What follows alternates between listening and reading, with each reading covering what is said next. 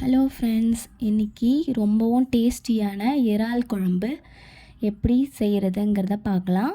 வாங்க வீடியோக்குள்ளே போகலாம். பெரிய வெங்காயம் 3 மீடியம் சைஸ் தக்காளி எடுத்து வச்சுருக்கேன். அதில் 1.5 வெங்காயத்தை பொடி பொடியாக நறுக்கி வச்சுருக்கேன். 1.5 தக்காளி பொடி பொடியாக நறுக்கி வச்சுருக்கேன். மீதி 1.5 வெங்காயம் தக்காளியை அரைச்சி வச்சுருக்கேன். ஒரு பெரிய எலுமிச்சைப்பழம் சைஸ்க்கு புளி, அப்புறமேட்டா கத்திரிக்காய், முருங்கைக்காய் நறுக்கி வச்சுருக்கேன். கொஞ்சமாக ஈரால் எடுத்திருக்கேன். இப்போ அடுப்பை ஃபஸ்ட்டு ஆன் பண்ணிக்குவோம். பாத்திரத்தை அடுப்பில் வச்சுட்டு தேவையான அளவுக்கு எண்ணெய் ஊற்றிக்கலாம். அடுத்தது ஒரு 1/2 ஸ்பூன் கடுகு,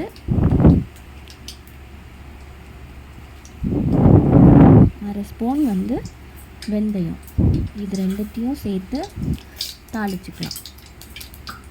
கடுகு நல்லா பொரியணும்.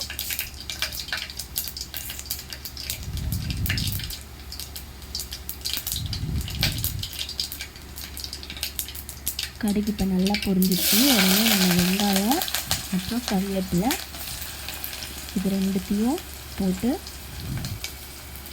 நல்லா வதக்கிக்கலாம்.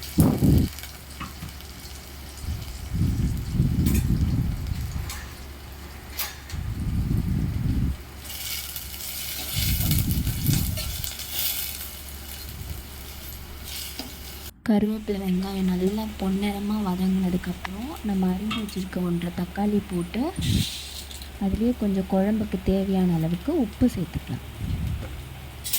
உப்பு சேர்த்து ரெண்டும் நல்லா வதங்கி வரணும். நல்லா வதங்கி வர அளவுக்கு வதக்கிக்கலாம். இப்போ ரெண்டும் நல்லா மசிஞ்சு வதங்கி வந்ததுக்கப்புறம் நம்ம அரைச்சி வச்சுருக்க 1.5 தக்காளி, 1.5 வெங்காயம் இது ரெண்டுத்தையும் இதில் விட்டு இதுவும் அது கூட நல்லா சேர்ந்து வர அளவுக்கு நல்லா வதக்கிக்கணும். ரெண்டும் நல்லா வதங்கி சுத்தமாக எண்ணெய் பிரிஞ்சு வரணும். அந்த அளவுக்கு வதக்கிக்கணும். இந்த அளவுக்கு எண்ணெய் பிரிஞ்சு வந்ததுக்கப்புறம் நம்ம அரிஞ்சு வச்சுருக்க கத்திரிக்காய் அப்புறம் முருங்கைக்காய், உங்களுக்கு தேவைன்னா அவரைக்காய், அப்புறமேட்டா உருளைக்கிழங்கு இந்த காயும் சேர்த்துக்கலாம்.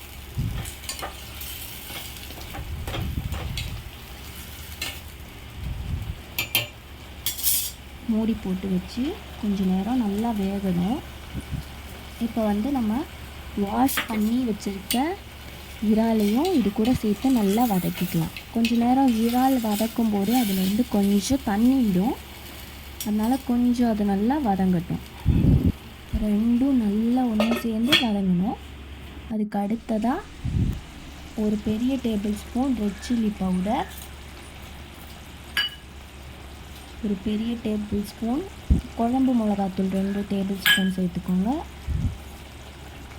அப்புறம் மல்லித்தூள் ஒரு பெரிய டேபிள் ஸ்பூன், அப்புறம் மஞ்சத்தூள் கொஞ்சோண்டு. இது 4மே ஒன்றா சேர்த்து வதக்கிக்கலாம். இப்போது நம்ம புளி எடுத்து வச்சு கரைச்சி வச்சுருக்கோம்ல, அந்த புளி தண்ணியை இதில் இப்போ சேர்த்துக்கலாம்.